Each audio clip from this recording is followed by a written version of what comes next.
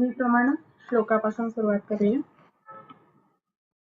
रागारे रोगान सततान शक्तान अशेष कायात प्रसृतान शेषान औत्सुक्य मोहारतितांच्या घान यो पूर्व वैद्याय नमोस्तु तस्मै.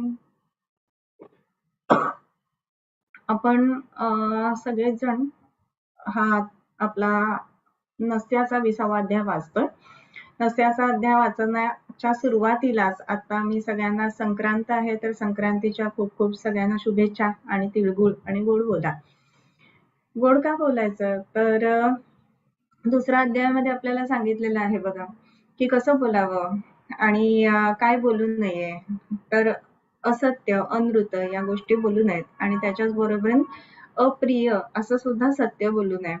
आणि त्या दृष्टीने म्हणून नेहमी बोलत असताना कन्व्हिन्सिंग असलं पाहिजे. हे एक महत्वाचं या संक्रांतीच्या निमित्ताने सांगितलं जातं. मग त्याच्यामध्ये जर का आपण दुसरा अध्याय काढून बघितला तर हिंसा असते अन्यथा कामम पैशून्यम परुषानृते वगैरे वेगवेगळी सगळी सद्वृत्ताच्या गोष्टी त्याच्यामध्ये सांगितलेल्या आहेत. आणि बोलण्याच्या बाबतीमधले जे सांगितलेत ना त्याच्यामध्ये 3-4 व्यापक म्हणजे हे येतात की ह्या गोष्टी करू नयेत असं. त्याच्यामध्ये हिंसास्तेय अन्यथा काम पैशून्य पुरुष अनृत म्हणजे खोटं बोलू नये. नंतर संभिन्नालाप म्हणजे ज्याच्यात मिनिंग निघत नाही व्यवस्थित किंवा डबल मिनिंग असेल असं बोलू नये. संभिन्नालाप व्यापाद दुसऱ्याला व्यापाद करू नये. अभिद्या दृक् विपर्ययम पापं कर्मेति दशधा म्हणजे दशविध पाप कर्मांमध्ये सुद्धा कसं बोलावं आणि कसं बोलू नये या 2 गोष्टी महत्वाच्या सांगितल्यात. आणि नुसतंच गोड बोला असं म्हणून सगळा संदेश आपण देत असतो असं आपल्याला वाटत असतं या संक्रांतीच्या निमित्ताने. परंतु चांगल्या बोलण्याने सुद्धा आपल्या आयुष्यावरती आणि समोरच्याच्या आयुष्यावरती दोघांच्या ठिकाणी फरक पडत असतो. आणि हा संदेश म्हणजे चांगलं बोलणं आणि त्याच्याने आपल्या आणि समोरच्या आयुष्यामध्ये बदल व्हावा हा संदेश देण्यासाठी म्हणून कदाचित या संक्रांतीच्या निमित्ताने तिळगुळ घ्या गोड बोला असं म्हटलं जात असावं. गोड बोलत असताना सुद्धा असत्य बोलू नये हे मात्र तिथे नक्कीच सांगितलं. आणि नुसतंच खोटं आणि गोड यालाही अर्थ नसतो. आणि सत्य असताना कटू असलं तरी सुद्धा कुठल्या शब्दामध्ये सांगायचं ते सुद्धा महत्वाचं. सो एकदम लागेल असं सुद्धा बोलू नये. सो मध्यम मार्ग आचरण करत या दोन्ही गोष्टींचा सांभाळ करत आपण चांगल्या पद्धतीनं बोललं पाहिजे. मग काय बोलावं नित्य तर हितकर जे आहे ना ते नित्य बोलावं. मग हितकर बोलत असताना ज्याच्याने आयुष्याचं संवर्धन होईल ज्याच्याने आपल्या आयुष्याचं जे एम आहे ते साध्य होईल अशा पद्धतीच्या गोष्टी बोलाव्यात. मग हे काय बोलावं तर काय बोलावं तर श्लोक बोलावेत. आणि म्हणूनच काय बोलावं हे सांगण्यासाठी म्हणून आचार्यांनी आपल्याकडे एवढ्या मोठ्या संहिता आणि ग्रंथ करून ठेवलेल्या आहेत. आणि काय बोलावं हे म्हणत असताना सकाळची सुरुवात जी आहे ना ती जशी गायत्री मंत्रापासून व्हावी तर तसंच आपण रात्री झोपतो तिथपर्यंत नमो देवे महादेवे शिवाय सतत नमः नम प्रकृते भेद्राय नियता प्रणतास्मता या गोष्टी म्हणत किंवा निद्रा देवीची आराधना करत झोपावं. म्हणजे कुठेही कोणालाही दूषण न देता प्रत्येक गोष्टीची जबाबदारी घेऊन स्वतः जर का आपण गोष्टी केल्या ना तर आपल्यामध्ये फरक पडत असतो. जरी आपण निर्णयाची किंवा आपल्या कर्माची जबाबदारी घेत असलो तरी सुद्धा त्याचं दायित्व मात्र जे आहे ना ते सद्गुरूंच्या ठिकाणी सद्गुरूंच्या चरणांशी ठेवावं. म्हणजे जसं माऊलींनी म्हटलेलं आहे की हे मजचीच तव जाहले परिम्या नाही केले ऐसे जेणे जाणीतले तो सुट लागा. म्हणजे सगळं केल्यानंतर मी केलं म्हणून जर का आपण डंका पिटवत बसलो सगळंच कर्तृत्व आपल्याकडे घ्यायला लागतो आपण. आणि मग त्याचा कर्मफल पाक जो आहे ना तोही आपल्याला लागतो आपल्याला चिकटतो. आणि म्हणूनच पुढचा जन्म प्रत्येक गोष्टीसाठी काही ना काहीतरी परतफेड करण्यासाठी म्हणून घ्यावा लागतो. आणि हे करत असताना मग या जन्म मरणाच्या फेऱ्यातनं जर का आपल्याला सुटायचं असेल आणि खऱ्या अर्थाने आपलं आयुष्य गोड करायचं असेल तर मग आपण काय करावं तर जबाबदारी निर्णयाची स्वतःहून घ्यावी दुसऱ्यावर ढकलू नये. हे जेवढं खरं आहे ना तर तेवढंच चांगली झालेली जी काही गोष्ट आहे ना ती सद्गुरूचरणी अर्पण करायला शिकलं पाहिजे. आणि म्हणूनच कुठल्याही इव्हन कीर्तनाच्या शेवटी किंवा ह्याच्या शेवटी आपण बघितलेलं असतं किंवा दान दिल्यानंतर सुद्धा इदम न मम असं म्हणण्याची पद्धत असते. मी दान दिलं म्हणून जर का त्या पद्धतीनं हे केलं तर ते राजस दान ठरतं आणि परत त्या दानाचा जो फलपाक आहे तो सुद्धा जो कर्ता आहे त्याला चिकटत असतो. सो कर्त्याला कुठलीच गोष्ट लागू नये या दृष्टीने सद्गुरूंचे चरण ही गोष्ट नित्य नियमित आपण स्मरणात ठेवली पाहिजे, अनुसंधानात ठेवली पाहिजे, तरच आयुष्य आपलं संपूर्ण गोड होईल असं एक मला वाटतं. आणि थोड्याशा या संक्रांतीच्या सगळ्यांना शुभेच्छा देऊन आजच्या आपण वाचनाला सुरुवात करूया. ओके, सो आपला अध्याय जो आहे तो 20वा चालू आहे आणि त्याच्यामधले काही आपले श्लोक झालेले होते, साधारण 31 श्लोक आपले झालेले होते.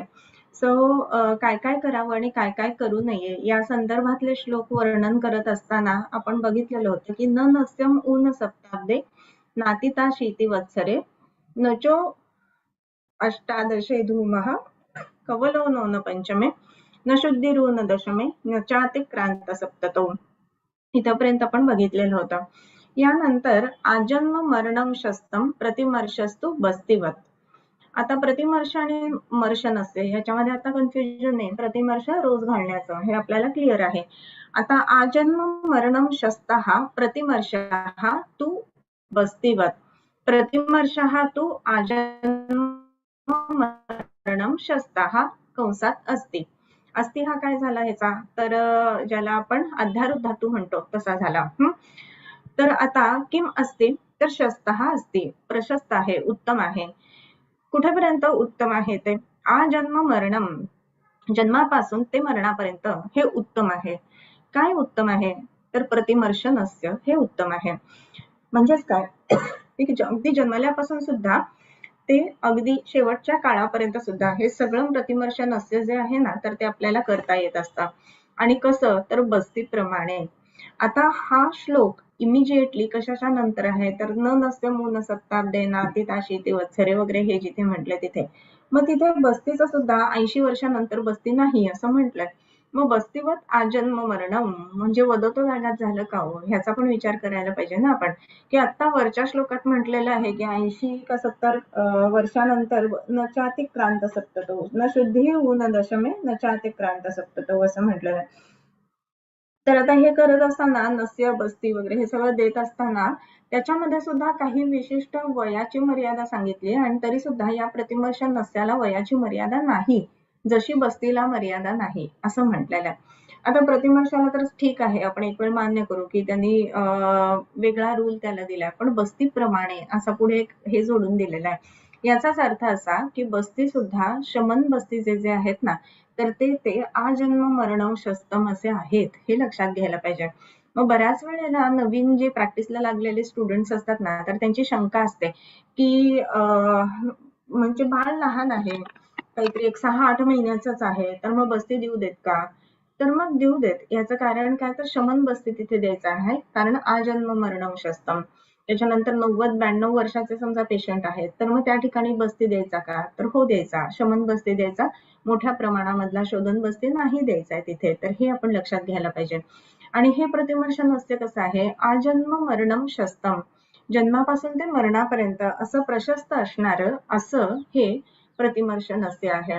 मग त्याचे कारण काय आहेत, तर ते पुढे सांगतात. आजन्म मरणम शस्तम प्रतिमर्शस्तु बस्तीवत मर्शवच्च गुणान कुर्यात सही नित्योपसेवनात. आता हे जर का प्रतिमर्श नस्य नित्य केलं तर काय होतं, मर्शवच्च गुणान कुर्यात, मर्शाप्रमाणे त्याचा परिणाम येतो. म्हणजे एका दिवसात एकदम भरपूर गोष्टी करणं, याच्यापेक्षा नित्यत्व आणि सातत्य एखाद्या गोष्टीमध्ये असेल तर काय होईल, तर त्याचा परिणाम जो आहे ना, तो ओव्हरऑल म्हणजे थेंबे थेंबे तळे साठे असं आपण जे म्हणतो ना, त्याप्रमाणे मिळणार आहे. आणि एका दिवसात केल्यानंतर कसं आहे ना, की आता अभ्यासाचं सुद्धा आपण बघा किंवा इव्हन श्लोक पाठांतराचं सुद्धा आता हळूहळू जवळ यायला लागले. होपफुली तुम्ही सगळे पाठ करताय असं मी समजून आहे किंवा समजते. तर आता ह्यामध्ये जेव्हा आपण विचार करतोय ना प्रतिमर्श नस्याचा, तर एक दिवस गेलं, खूप डोकं दुखत होतं, नस्य केलं आणि लगेच बरं वाटलं, ठीक आहे. म्हणजे हे मग ते मर्श नस्याप्रमाणे त्याचं काम झालं. परंतु नित्य समजा गोदुग्धाचं नस्य किंवा जसं आता म्हटलं त्याप्रमाणे अणुतेलाचं नस्य किंवा तिळतेलाचं नस्य किंवा काही विशिष्ट सिद्ध नस्य, जसं त्वचा रोग असतील किंवा श्वेतकुष्ठ असेल तर त्याच्यामध्ये माक्याच्या रसाचं नस्य, केस पांढरे होऊ नयेत म्हणून माक्याच्या रसाचं नस्य किंवा माक्याच्या रसाचं सिद्ध तेलाचं नस्य, ह्या गोष्टी आपण नक्की करू शकत असतो. आणि हे जर एक दिवस केलं ना तर लगेच त्याचा परिणाम नाही दिसणार आहे.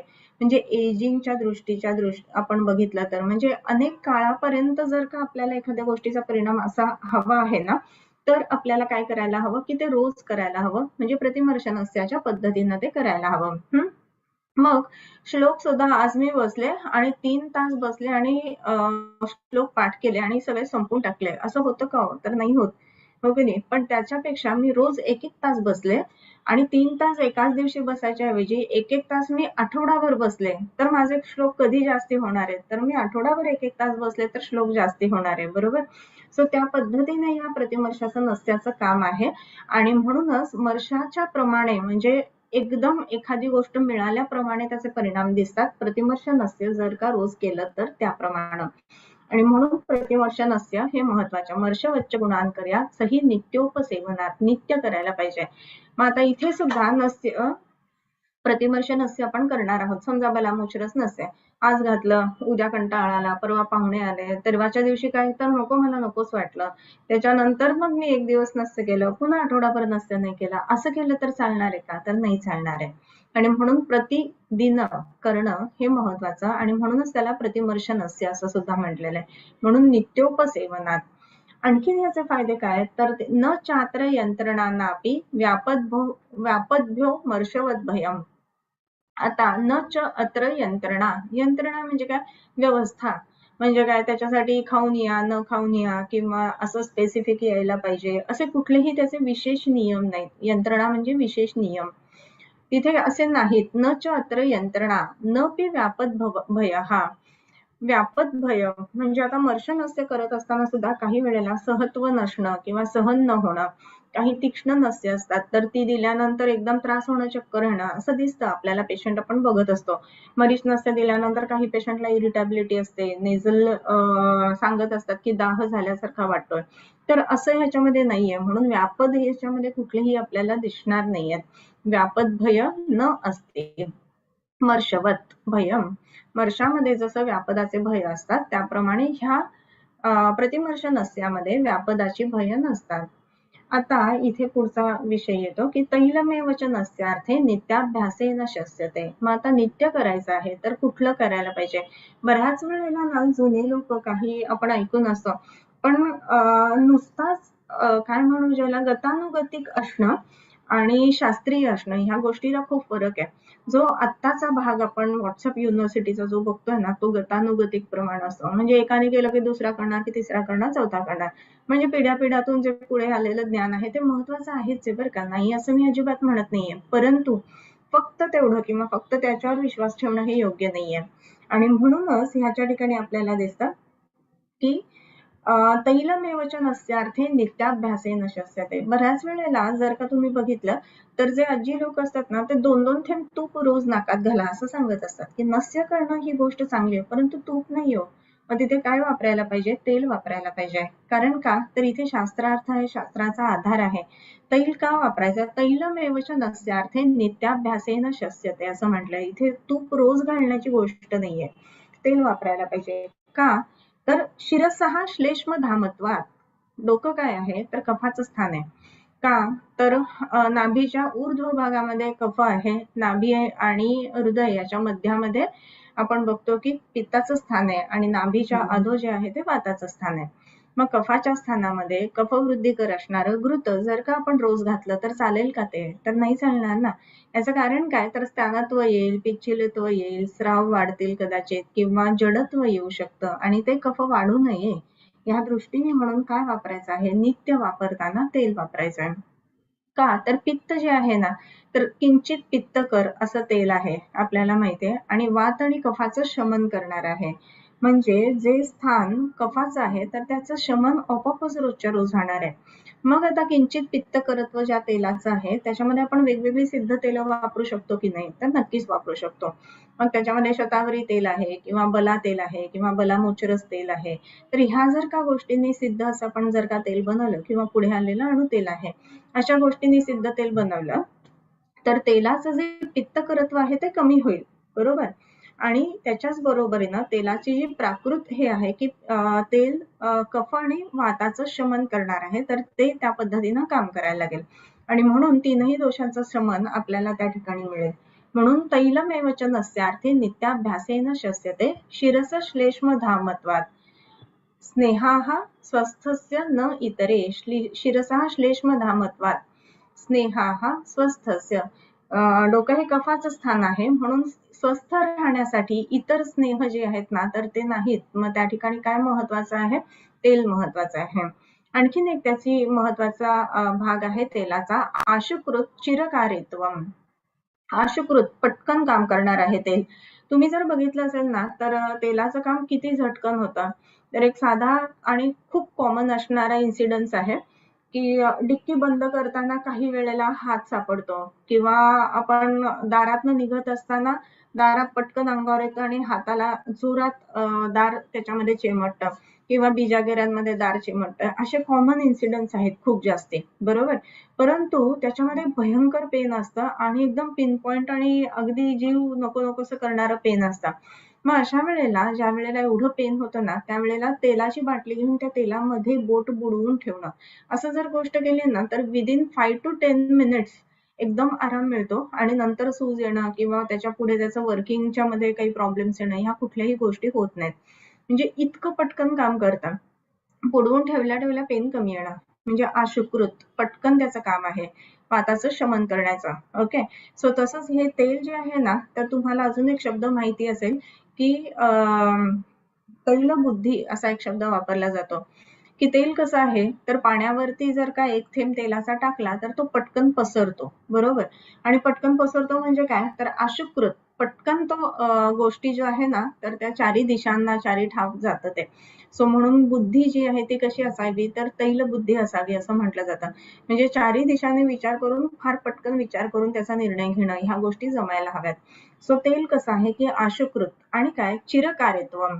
चिरकारित्व असं का म्हटलं असेल, आशुकृत पण म्हटलंय आणि चिरकारी पण म्हटलंय, असा का विषय आलेला असेल ह्याचा पण आपण विचार करायला पाहिजे. चिरकारी म्हणजे काय तर त्याचा परिणाम जो आहे ना तो लॉंग लास्टिंग आहे. आशुकृत म्हणजे फास्ट ऍक्टिंग आणि लॉंग लास्टिंग अशा दोन गोष्टी आपण ह्याच्यामध्ये विचार करायला पाहिजेत. आशुकृत चिरकारित्व आणि गुणोत्कर्षापकृष्टता. त्याचे गुण जे आहेत तर त्याचा विषय जेव्हा आपण बघतो की ज्या वेळेला दोन्ही गोष्टी आहेत हळू. आता इथे कसं आहे ना की तेल का वापरायचं हे एक ह्याच्यामध्ये सांगितलं आशुकृत चिरकारित्व इथं आणि गुणोत्कर्ष अपकृष्टता गुणांचा उत्कर्ष गुणांचा अपकर्ष मर्षेच प्रतिमर्षेच विशेषोन भवेत यदि. आता हे जे आहे ना तर हे पुढच्या श्लोकाला सुद्धा आपण जोडून घेऊ शकतो. आशुकृत चिरकारित्व दोन पद्धतीने काम होतं. आशुकृत आणि चिरकारित्व उशिरा काम करणं. गुणांचा उत्कर्ष असणं गुणांचा अपकर्ष असणं म्हणजे कमी प्रमाणात गुण असणं. हे कशामध्ये आहे तर मर्षेच प्रतिमर्षेच विशेषः न भवेत यदि. आता हे सगळं जे आहे ना तर ह्याच्यामध्ये हे दोन प्रकार आहेत, फरक आहेत. मर्ष नस्यामधलं आणि प्रतिमर्ष नस्यामधलं. मर्ष नस्य कसं आहे आशुकृत गुणोत्कृष्ट, बरोबर. म्हणजे काय तर पटकन काम करेल कारण की मर्ष नस्यामध्ये आपण डोस मोठा वापरत आहोत म्हणून. त्याच्यानंतर गुण उत्कृष्ट ज्याच्यामध्ये गुण सुद्धा त्यामुळे जास्त दिसणार आहेत आपल्याला कारण कार्यकारी द्रव्य आपण जास्त प्रमाणामध्ये वापरतोय म्हणून. आणि प्रतिमर्ष याच्यामध्ये प्रतिमर्षाचे काय आहे तर चिरकारित्व आणि गुण अपकृष्टता. आता चिरकारित्व म्हणजे सावकाश उशिराने लागू होतंय. म्हणजे आज प्रतिमर्ष नस्य केलं आणि आज लगेच बरं वाटलं असं नाही होणार. कदाचित 3 दिवस 4 दिवसांनी त्याचा परिणाम येईल. म्हणजे प्रतिमर्ष नस्य उशिराने काम करतं थोडंसं. त्याच्यानंतर मर्ष नस्य जे आहे ते पटकन काम करतं. मर्ष नस्यामध्ये गुणांचा उत्कर्ष आपल्याला दिसतो म्हणजे गुण पटकन आहेत आणि म्हणून तात्काळ लागू झालेलं असं आपल्याला दिसतं. आणि प्रतिमर्ष नस्य ते मात्र अपकृष्ट म्हणजे कमी मात्रेत असल्यामुळं कमी गुणांचं असल्यामुळं त्याचा वेळ लागतोय कुठल्याही गोष्टीचा रिझल्ट येण्याच्या दृष्टीने प्रतिमर्ष नस्यामध्ये. असं ज्या वेळेला होत आहे ना तर त्यावेळेला विशेषोन भवेत यदि. आता असा जर का त्याच्यामध्ये भेद असेल तर कोमर्षः सपरिहारम सापदंच भजेततः. आता असं जर का दोन्ही आहेत गोष्टी, तर मर्शन कसं आहे की त्याला आपल्याला खूप सारं पथ्य सुद्धा सांभाळायचं आहे. मर्शन केल्यानंतर व्यापत सुद्धा होणार आहेत. मग असं असताना त्याच्यामध्ये मर्शनस्य कोण करेल बरं, असं म्हणतात, को मर्शस्य परिहारम सापदंच भजेततः. सो एवढ्या सगळ्याची भीती आहे आणि म्हणजे व्यापद होईल किंवा मोठ्या आपल्याला प्रमाणामध्ये ते वापरायचं आहे.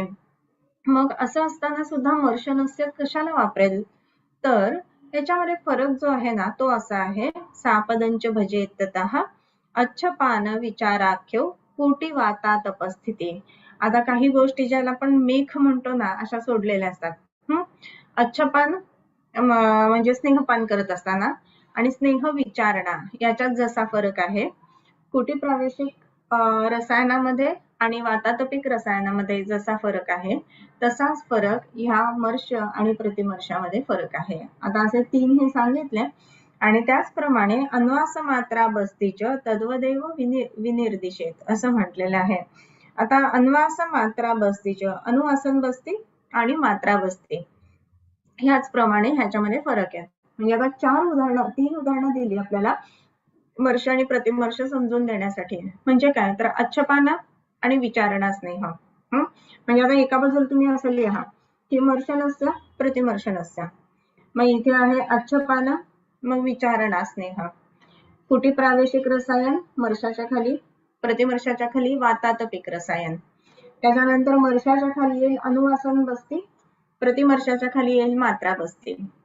त्याच्यानंतर हे एवढे फरक सांगितले, म्हणजे 3 आपल्याला गोष्टी सांगितल्या, स्नेहनाच्या संदर्भामध्ये, रसायनाच्या संदर्भामध्ये आणि बस्तीच्या संदर्भामध्ये.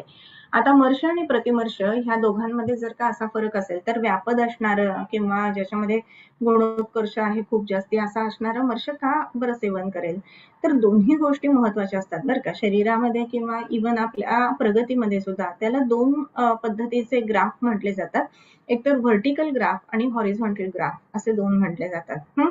मग आता पहिलं जे आहे की अच्छपान आणि विचारणा.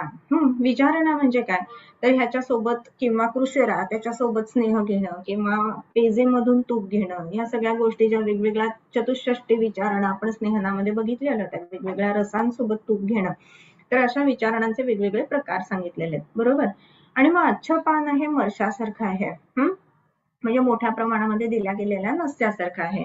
मग अच्छपान कशाला करायचं ना, रोजच थोडं थोडं पण घेतलंच असतं ना. मग प्रतिमर्श महत्वाचं आहे, मग प्रतिमर्शाप्रमाणेच घेतलं असतं, मग अच्छपान नकोच. पण असं घडतं का, हो तर नाही. काही ठिकाणी दोष जास्ती असताना किंवा दोषांचं शोधन आपल्याला अपेक्षित असताना आपल्याला स्नेहन मोठ्या प्रमाणामध्ये करावं लागतं आणि स्नेहन मोठ्या प्रमाणामध्ये करत असताना अच्छपानच महत्वाचं आहे, बरोबर. आणि म्हणून मग विचारणा कोणासाठी आल्यात, मग सुकुमार आहेत, बाल आहेत की जे घृत घेत नाहीत, घृत सात्म्य नाहीत, घृत आवडत नाही असे लोक, त्यांच्यासाठी वेगवेगळ्या विचारणा सांगितलेल्या आहेत. मग त्यांना त्या त्या पद्धतीनं दिलं जातं. मग आता सद्योगमन द्यायचं आहे आपल्याला समजा, तर मग एकांतिक घृतपान लगेच देऊन त्याच्यानंतर आपण लगेच दुधाचं वगैरे या पद्धतीनं देऊ शकत असतो, बरोबर. किंवा पेजे बरोबर हे करून आपण रक्तमोक्षण करत असतो. सो त्या पद्धतीनं अच्छपान आणि विचारणा स्नेह ह्या 2 गोष्टींचं महत्व आहे. अच्छपान सुद्धा काही ठिकाणी गरजेचं आहेच आहे, तसंच स्मर्श सुद्धा काही ठिकाणी गरजेचा आहेच आहे. मग आता प्रतिमर्शामध्ये आपण बघितलं की रोज रोज घातल्यामुळे त्याचा परिणाम येतो. आता तसंच स्नेहाचा विचारणा स्नेहांमुळे सुद्धा आपल्याला परिणाम मिळणार आहे की नाही आहे, तर शमन मात्रेमध्ये जसं स्नेह आपण रोज एक अगदी साधी गोष्ट म्हणजे वरण भातावर 1 चमचा तूप रोज घेतलं गेलं की शरीराचं स्नेहन होतं की नाही होतं, तर होतं ना, हो की नाही. सो त्या पद्धतीनं रोज घेणं हे आहे. म्हणजे आता मी मागच्या वर्षी वसंतामध्ये वमन घेतलं तेव्हा मी 150 ml तूप प्यायलेलं आहे आणि आता मी पूर्ण वर्षभर तूप घेणार नाही, अशी गोष्ट आहे का, तर तसं नाही होत ना. तर संपूर्ण शरीर तुमचं चालवण्यासाठी बाकीच्या इतर सीझन्स मध्ये सुद्धा आपल्याला या गोष्टी कराव्या लागतात. आणि म्हणून अच्छपान आणि विचारणा ह्याच्यामधला जसा फरक आहे. दुसरा फरक त्यांनी सांगितलेला आहे की अच्छपान विचाराख्य कुटी वाता तपस्थिती, कुटी प्रावेशिक रसायन आणि वातातपिक रसायन. आता उत्तम कुठलं आहे, तर कुटी प्रावेशिक रसायन उत्तम आहे, अगदी बरोबर आहे. पण वातातपिकला मग काहीच अर्थ नाहीये का, तर आहे ना, ते सुद्धा तेवढंच महत्वाचं आहे. कुटी प्रावेशिक रसायन करत असताना आता आजच्या आपल्या रोजच्या धक्काधक्कीच्या आयुष्यामध्ये आपण 3 दिवस, 5 दिवस, 7 दिवस फार फार तर कुठेतरी छानसं जिथे आयुर्वेदिक विलेज बनवलेला आहे अशा ठिकाणी जाऊ, 8 दिवस राहून तिथलं सगळं सेंद्रिय खाणं वगैरे आहे ते सगळं घेऊ, त्याने शरीर छानपैकी तजेलदार रिज्युव्हिनेट करू. पण परत तर यावंच लागणार आहे ना कधीतरी, तिथेच नाही ना राहू शकत. मग तिथेच राहायचं असेल तर अगदी पूर्वीच्या सारखी आपल्याला लाईफस्टाईल घ्यायला पाहिजे की ऋषीमुनी जसं राहतात तसं आणि हे. तर मग वातातपिक महत्वाचं नाहीये का? तर वातातपिक सुद्धा महत्वाचं आहे. मग रोजच्या जीवनामध्ये रोजचं आयुष्य चालू असताना आपली इति कर्तव्यता आपण नेहमीची नित्य निभावत असताना मग आपल्याला काय करणं गरजेचं आहे? तर नित्य आपल्याला ज्या वेळेला ह्या गोष्टी करायच्या तर त्यावेळेला मग वातातपिक रसायन सेवन करणं की वात आतपिक ज्याला आपण म्हणतो की वायू आणि आतप ह्यांचं सेवन केलं तरी सुद्धा चालतं आणि रसायन घेतलं तरी सुद्धा चालतं. याला आपण वातातपिक रसायन असं म्हणतो, बरोबर? सो हे वातातपिक रसायन घेत असताना मग त्याच्यामध्ये आहाराचे आपल्याला थोडेसे नियम सांभाळायला लागतात. अगदी काटेकोर नाही आहेत त्याच्यामध्ये नियम आणि फक्त योग्य कालामध्ये ते रसायन घेतलं आणि मग आपलं रोजचं रुटीन आपण चालू ठेवलं तरी सुद्धा चालणार आहे. म्हणजे ते सुद्धा महत्वाचंच आहे. म्हणजे फार वाईट किंवा हे एकदम चांगलं किंवा हे एकदम वाईट असं काही नाहीये. मग काय आहे तर कुटीप्रावेशिक ही तेवढंच महत्वाचं आहे. जर का शरीर अगदीच खराब झालेलं आहे आणि त्याच्यामध्ये आपल्याला पूर्णपणे धातू पाक जो आहे तर तो काढून टाकणं, मग त्याच्या दृष्टीने आधी पाचन दीपन औषधं देणं, मग ती औषधं दिल्यानंतर मग आपण रसायन सेवन त्या पेशंटला देणं आणि मग शरीरातले धातू घटक उत्तम पद्धतीने तयार करून घेणं, ह्या अशा सगळ्या प्रोसेस मधनं जात असताना कुटीप्रावेशिक महत्वाचं आहे. परंतु ते नित्य नियमित करू नाही ना शकत आपण. मग वातातपिक महत्वाचं आहे आणि मग वातातपिक करत असताना त्याला फारसे नियम नाहीत, आहाराचे नियम नाहीत, थोडेफार नियम सांभाळले तरी चालतात आणि मग तिथे आपल्याला वातातपिक रसायन करायला मिळणार आहे. कुटीप्रावेशिकाचा जसा परिणाम मिळतो तसाच वातातपिकाचा पण परिणाम मिळतो ना? तर मिळतो, हो की नाही? मग कुटीप्रावेशिकाचा 7 दिवसांमध्ये येत असेल तर वातातपिकाचा 21 दिवस 35 दिवस ह्या पद्धतीनं जास्त दिवस केल्यानंतर मिळेल, परंतु त्याचा परिणाम जो आहे तोही मिळणारच आहे. तिसरा जे आपल्याला अजून एक उदाहरण दिलेलं आहे त्यांनी, तर त्याच्यामध्ये अनुवासन बसते आणि मात्रा बसते. तर आपल्याला समजा पेशंट आलेला आहे, खूप रुक्षता आहे, वाताचा प्रकोप झालेला आहे आणि इमिजिएट आपण अनुवासन बस्ती देणं गरजेचं असतं की नसतं? तर नक्कीच असतं. मग अशा वेळेला अनुवासन बस्ती दिल्यानंतर आपल्याला वाताचं शमन लगेच झालेलं दिसतं आणि मग पेशंट आपल्याला वाताचं शमन झाल्यानंतर त्या व्याधीतनं बाहेर आलेला किंवा अगदी त्याची जी अवस्था आहे तर ती सुधारलेली आहे असं आपल्याला दिसतं. पण म्हणून मात्रा बस्ती जो आहे तर तो आपल्याला उपयोगी नाहीये का? तर मात्रा बस्ती तेवढाच उपयोगी आहे. परंतु मात्रा बस्ती जो आहे तर त्याचा परिणाम आपल्याला हळूहळू मिळणार आहे आणि म्हणून मात्रा बस्ती आपल्याला नित्य सेवनीय ह्याच्यामध्ये आलेला आहे किंवा काही सलग काल आपल्याला तो घ्यावा लागतो. पण म्हणून अनुवासन जो आहे तो घ्यायचाच नाही. करतो का हो आपण? तर नाही करत, हो का नाही? आणि म्हणून कोमर्शस्य परिहारम सापदंच भजेततः असं जे म्हटलेलं आहे ना, तर जिथे गरज आहे अनुवासनाची ते अनुवासन आपण देणारच आहोत. जिथे गरज आहे कुटीप्रावेशिकाची तिथे कुटीप्रावेशिक देणारच आहोत आणि जिथे अच्छपानाची गरज आहे तिथे अच्छपान आपल्याला द्यावंच लागतं. त्याचप्रमाणे मर्श आणि प्रतिमर्श ह्याच्यामध्ये मर्शामध्ये व्यापद आहेत आणि नियम आहेत, तरी सुद्धा मर्श काही ठिकाणी द्यावंच लागतं. प्रतिमर्श मात्र आपल्याला नित्य सेवनीय या पद्धतीनं त्याचे फायदे आपल्याला करून घेता येत असतात. सो कोमर्शस्य परिहारम सापदंच भजेततः अच्छपान विचाराख्यो कुटीवातातपस्थितीः अनुवास मात्रा बस्तीच तद्वदेव विनिर्दिशेत. इथेपर्यंत हा संपूर्ण काय म्हणू आपण स्नेह कोणता द्यायचा, किती मात्रेमध्ये द्यायचा, मात्रेनुसार त्याचे परिणाम काय आहेत, नस्य कोणत्या कोणत्या पद्धतीनं देता येतं, इथपर्यंतचा हा संपूर्ण अध्याय जो आहे तो हा 36वा श्लोकापर्यंत होतो. त्याच्यानंतरचा जो श्लोक आहे त्याच्यामध्ये संपूर्ण आपल्याला दिसतं की ह्याचं वर्णन आहे, अणुतेलाचं वर्णन आहे. जीवंती जलदेव दारु जलद त्वक्सेव्य गोपी हिमम दार्वित्वक मधुकप्लवा गुरुवरी पुंड्राव बिल्वोत्पलम धावन्यो सुरभ्यो स्थिरे कृमिहरम पत्रम त्रुटिं रेणुकाम किंजलकम कमलात बलाम शतगुणे दिव्येंभसे क्वाथयेत. आता हे कसं करायचं ह्याचा सगळ्याचा हा रेफरन्स दिलेला आहे. जीवंती जल देव दारू जलद. आता हे प्रत्येक द्रव्य कुठलं तर जीवंती, जल म्हणजे वाळा, देवदारू, त्याच्यानंतर जलद म्हणजे मुस्तान, जल म्हणजे उशीर, हे लक्षात घ्यायला पाहिजे. आता हे सगळे जे काय म्हणतो आपण ज्याला वेगवेगळे सिनॉनिम्स असतात ना ते आपल्याला माहिती असायला पाहिजेत बरं का, तर आपल्याला औषध निर्माण सोपं जात असतं. त्याच्यानंतर जिवंती जल देवदारू जलद त्वक म्हणजे दालचिनी, सेव्य म्हणजे काळा वाळा बरं का. म्हणजे वाळ्याचे दोन प्रकार येतात, एक मोठा असतो काळा वाळा, नेत्रवाळा सुद्धा म्हटलं जातं काही वेळेला. त्याच्यानंतर गोपी म्हणजे अनंता. आता ज्या वेळेला आपल्याला द्रव्यगुण असतात ना त्यावेळेला द्रव्यगुणाचे श्लोक आपण पाठ करत असतो, तर वरती जवळजवळ 3-4 श्लोकांमध्ये त्याचे सिनोनिमस फक्त सांगितलेले असतात आणि त्याच्यामध्ये गोपसुता वगैरे असे अनंताचे आलेले आहेत. तर गोप म्हणजे अनंता. त्याच्यानंतर त्वक्सेव्य गोपी हिमम. आता परत हिम आलेला आहे. हिम म्हणजे काही ठिकाणी ना वाळा सुद्धा घेतलं जातं, पण हिम म्हणजे चंदन, कारण थंड आहे ना त्या अर्थाने. त्याच्यानंतर दारवी त्वक म्हणजे दारू हळद. मधुक मधुक म्हणत असताना त्वक मधुक यष्टी मधु. त्याच्यानंतर प्लव. प्लव म्हटलंय तर त्याच्यामध्ये पुन्हा मुस्त्याला प्लव असा शब्द वापरला जातो. तर त्याच्यामध्ये एक जलमुस्ता म्हणून एक येतो किंवा पाण्याच्या जागी असणारा मुस्ता, तर तो मुस्ता म्हणून प्लव घेतला जातो. त्याच्यानंतर अगरू. अगरू म्हणजे एकमेव लाकूड की जे पाण्यावरती तरंगत नाही आणि जे बुडतं ते अगरू असतं. लालसर काळपट रंगाचं असं लाकूड असतं त्याचं. त्याच्यानंतर वरी म्हणजे काही जण शतावरी घेतात या ठिकाणी, आणि वरा असा जो त्रिफलाचा शब्द घेतला जातो तोही या ठिकाणी वापरला जातो. त्याच्यानंतर पुंड्राव. पुंड्राव म्हणजे पुंड्र म्हणजे कमळ. त्याच्यानंतर बिल्व, बालबिल्व जे जनरली वापरलं जातं. त्यानंतर उत्पल. उत्पल म्हणजे कमळ पुन्हा. आता पौंड्र कमळ म्हणजे कुठलं, तर लालसर कमळ असतं ना ते पौंड्र कमळ. उत्पल म्हणजे जे पांढरं कमळ असतं त्याला उत्पल म्हटलं जातं. त्याच्यानंतर धावन्यव. धावन्यव म्हणजे कोण, रिंगणी आणि डोरली, कंटकारी आणि ज्याला आपण गंभारी म्हणतो ती, सॉरी गंभारी नाही, बृहती. तर ह्या दोन जे आहेत ते धावन्यव.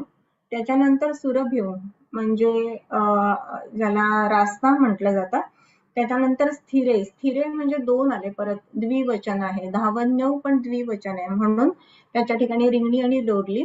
त्याच्यानंतर स्थिरे म्हणजे स्थिर कोण आहेत, तर शालीपर्णी कृष्णीपर्णी यांना स्थिरे म्हटलं जातं.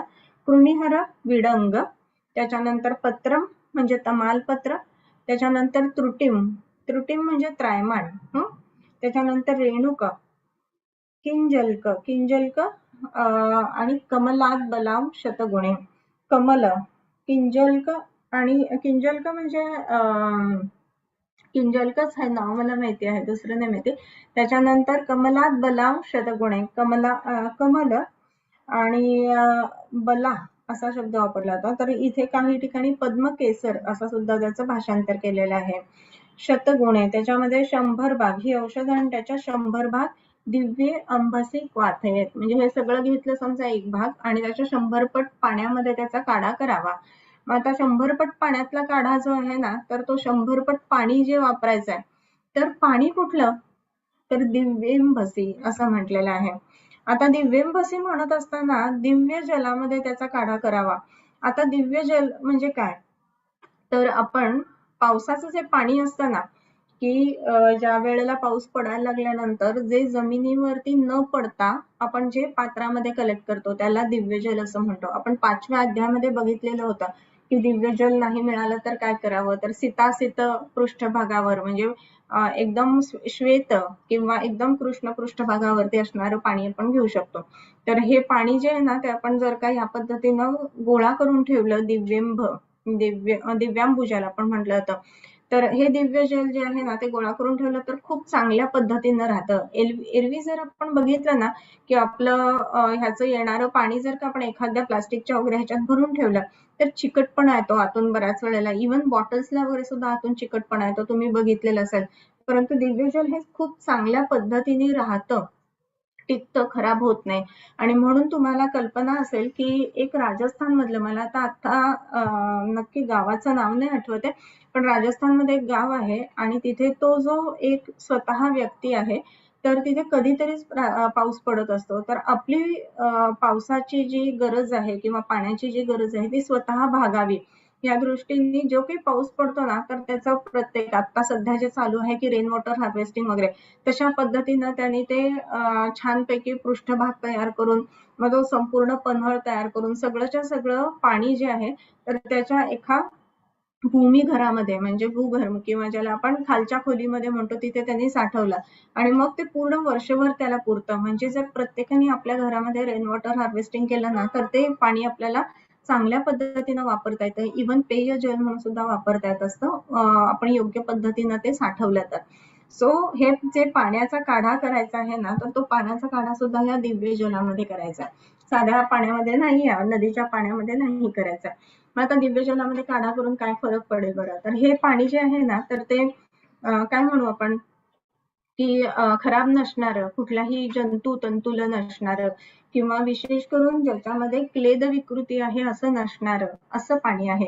आणि म्हणून क्लेद शरीरातला निघून जावा ह्या दृष्टीने प्रतिवर्ष नस्य अणुतेलाचं करणं हे महत्वाचं म्हणून या ठिकाणी क्लेद नसणारं पाणी असं सांगितलेलं आहे.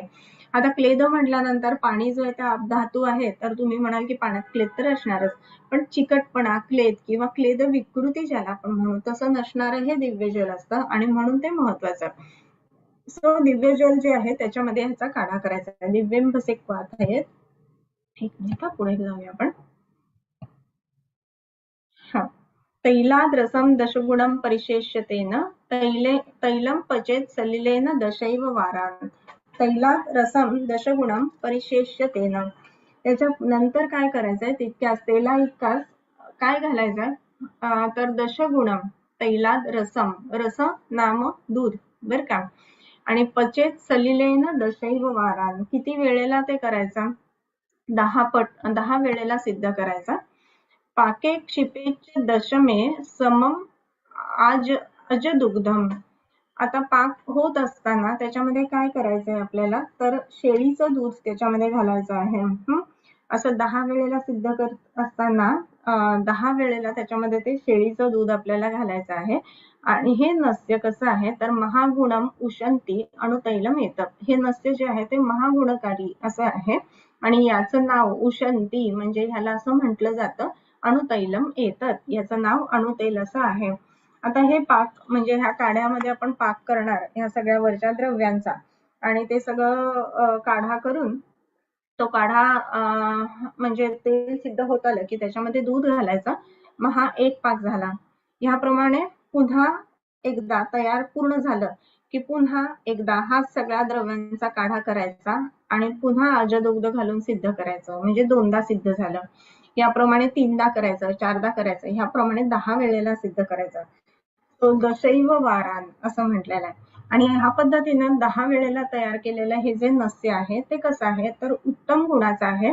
नस्यम महागुणम पुष्यंती. महागुण याच्यामध्ये खूप सारे चांगले चांगले गुण आपल्याला मिळणार नस्याचे. मग जे जे नस्याच्याकडनं आपल्याला अपेक्षित आहे ना, त्या सगळ्या गोष्टी ह्याच्यामध्ये आपल्याला मिळणार आहेत. आता हे गुण म्हणजे कुठले गुण मिळतील, महागुण म्हटलेलं तर आहे. नस्यम महागुणम म्हणजे महागुणकारी असं हे नस्य आहे. मग हे नस्यांचे गुण आपल्याला कुठले मिळतील, तर ते पुढच्या श्लोकात सांगितलेले आहेत. एकदा करून बघा सगळ्यांनीच. अणुतेल तुम्हाला आता होमवर्क असा देते मी की अणुतेल बनवायचं, स्वतःहून सगळी द्रव्य काढायची, त्याची लिस्ट काढायची, मग स्नेहकल्पनेप्रमाणे ते द्रव्य किती घ्यायची हे ठरवायचं. त्याच्यामध्ये अजादुग्ध मिळालं पाहिजे, तुम्ही शोधा तुम्हाला सापडेल. आणि अजादुग्ध म्हणजे गोट मिल्क ज्याला आपण म्हणतो ते गोट मिल्क त्याच्यामध्ये घालून बनवायचा. ऍटलिस्ट एक वार जे आहे ते तरी बनवा. 10 वार बनवणं थोडंसं कठीण आहे, मला कल्पना आहे. आणि 10 वार बनवायचं असेल ना तर 10 लिटर कमीत कमी बनवायला पाहिजे बरं का. 1 लिटरचं तुम्ही 10 वेळा बनवायला गेला ना तर फायनल प्रोडक्ट तुम्हाला कुठेतरी 100-150 ml मिळेल. म्हणजेच काय माहितीये का, हे कमी जसं आपण पुन्हा पुन्हा बनवत जाणार ना तर त्याच्यामध्ये थोडासा लॉस होत जातो गाळणं वगैरे या प्रोसेसमध्ये. म्हणजे तेल उडून जायला नाही पाहिजे, कारण पाक उत्तम व्हायला पाहिजे, पण गाळण्याच्या प्रोसेसमध्ये थोडासा लॉस होत असतो म्हणून ते कमी कमी मिळत जातं आपल्याला. अगदी 1 लिटरचं 100-150 नाही मिळत. 1 लिटरचं साधारणपणे जर बघितलं ना 600-650 ml पर्यंत मिळत असतं ते. सो 10 वेळेला केल्यानंतर सो त्याचा परिणाम खूप चांगला येतो आणि म्हणूनच महागुणम असं म्हणताय. मग हे गुण कुठले, तर घनोन्नत प्रसन्नत्व, स्कंधग्रीवास्य वक्षसः, दृढ इंद्रिय अस्तपलिताः भवेयुर्नस्यशीलिनः। घन उन्नत प्रसन्न त्वचा कशी होते? घन होते, उन्नत होते, प्रसन्न होते. आता घन उन्नत असं म्हटल्यानंतर अजून प्रसन्न असा का शब्द वापरलेला असेल? ज्याला ग्लो म्हणतो ना तो, बरं का, म्हणजे प्रसन्न. आता प्रसन्न असा शब्द अजून एक ठिकाणी येतो, तुम्ही जर बघितलं असेल स्वस्थाच्या व्याख्येमध्ये, प्रसन्न आत्मेंद्रिय मना. हा बरोबर, दिसायलाही तो प्रसन्न वाटतो, त्याचा आत्मा प्रसन्न आहे, त्याचं मन प्रसन्न आहे. तर असा जो आहे ना, तर तसं बनवण्यासाठी म्हणजे स्वस्थ शरीराला बनवण्यासाठी हे अणुतेल काम करतं. म्हणून घन उन्नत आणि प्रसन्न अशी त्वचा बनते. त्या प्रसन्न त्वचा जी आहे ना, तर ती कशी असणार आहे? काय त्याला क्रॅक्स असणार आहेत का? तर नसणार आहेत. मग त्याच्यामध्ये कुठलं काय ज्याला आपण दरण आहे का? तर मग नाही आहे. मग ही त्वचा जी आहे ती नितळ आहे, उत्तम आहे आणि प्रोटेक्टिंग आहे, सगळ्यात महत्वाचं काम, बरं का. आणि मग ही फक्त बाहेरची त्वचा असं नाही, तर मग अभ्यंतर त्वचेचा पण त्याचा संबंध येतो. म्हणजे ज्याला आपण म्युकोझा म्हणतो, तो सुद्धा तशा पद्धतीचा बनला पाहिजे.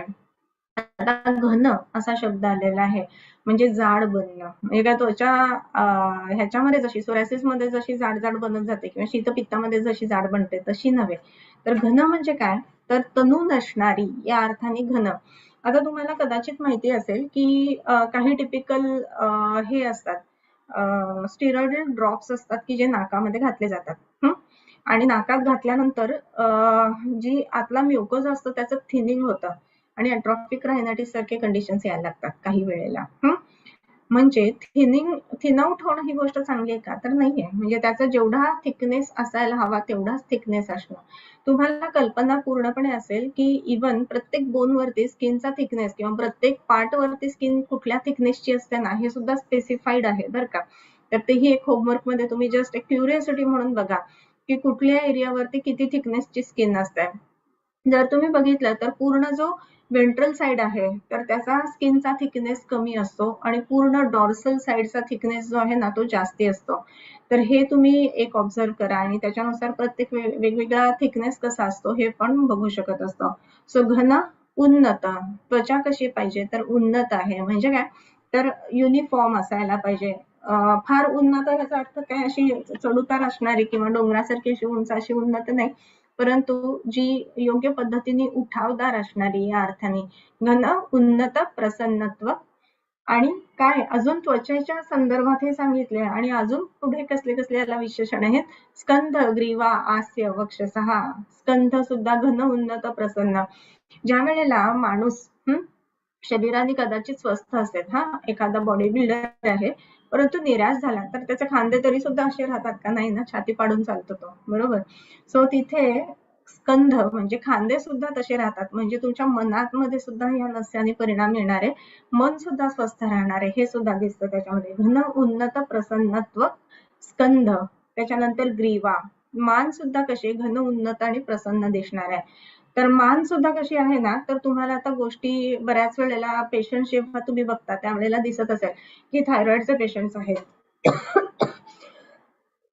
किंवा स्पॉन्डिलोसिसचे पेशंट आहेत, तर मानेचं एवढं काय महत्व आहे? ज्याला स्पॉन्डिलोसिस आहे ना त्याला मानेचं महत्व समजतं, ज्याला थायरॉइड आहे त्याला मानेचं महत्व समजतं, आणि ह्या सगळ्या गोष्टी त्याच्यातनं होणार आहेत. आणखीन एक महत्वाचा भाग असा आहे की मान जी आहे ना ती उत्तम अंगाला म्हणजेच आपल्या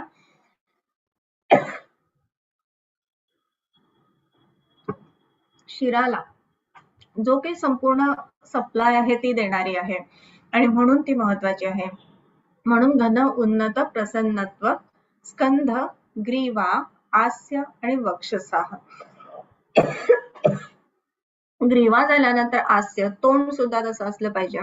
मुख कमल ज्याला म्हणतो पूर्णते आणि जीवणी ज्याला आपण म्हटलं जातो ती. तर ह्या दोन्ही गोष्टी अशा असायला पाहिजेत.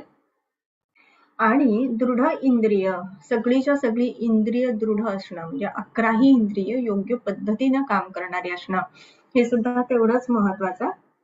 दृढ इंद्रिय, प्रसन्न आत्मेंद्रिय मनः. परत एकदा तिथे आपण स्वस्थापाशी आलेलो आहोत, लक्षात घ्या. दृढ इंद्रिय आहेत. त्याच्यानंतर दृढ इंद्रिय अस्तपलिताः. पलित म्हणजे काय? तर केसांचा पांढरेपणा असतं, पांढरेपणा असताना गेलेला आहे म्हणजे काय? काळं उगवलंय, बरोबर.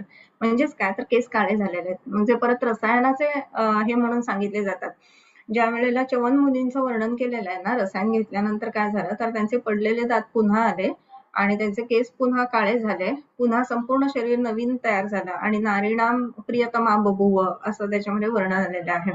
सो केस काळे होणं म्हणजेच काय तर रसायन सेवन, रसायनाचा इथे संबंध दिसतो आपल्याला की म्हातारपण न येणं या अर्थाने इथे आलेलं आहे.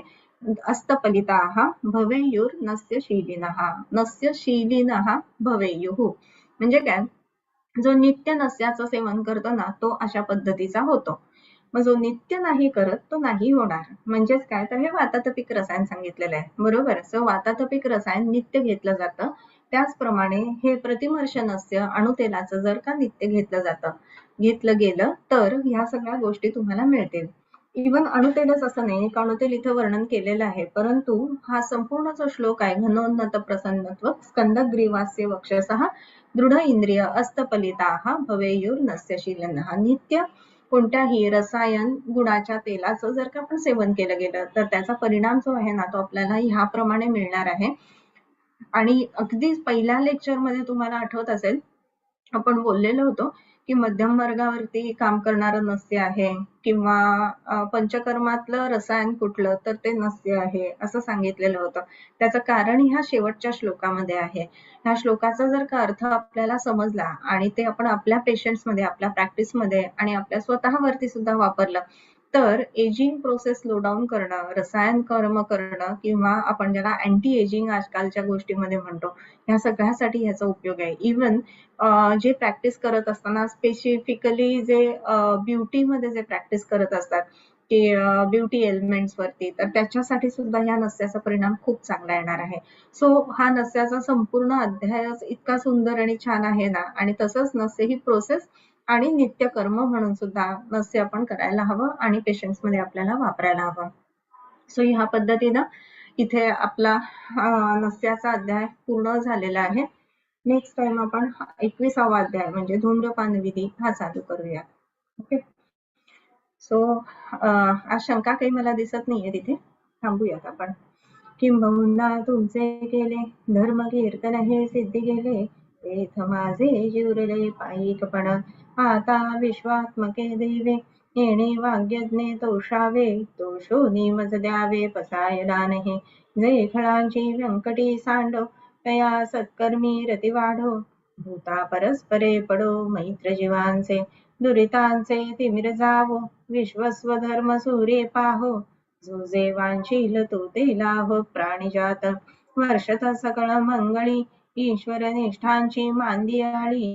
अनवरत भूमंडळी भेटतो होता, चला कल्पतरूंचे आरव.